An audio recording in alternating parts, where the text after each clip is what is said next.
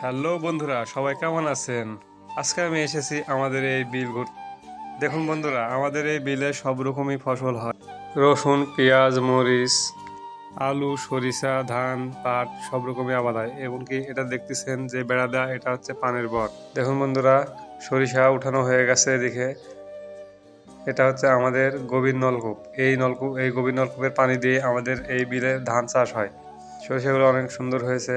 দেখুন, বয়স হয়ে যাওয়ার জন্য সরিষাগুলো পেকে গেছে। এখন সরিষাগুলো উঠানো হবে।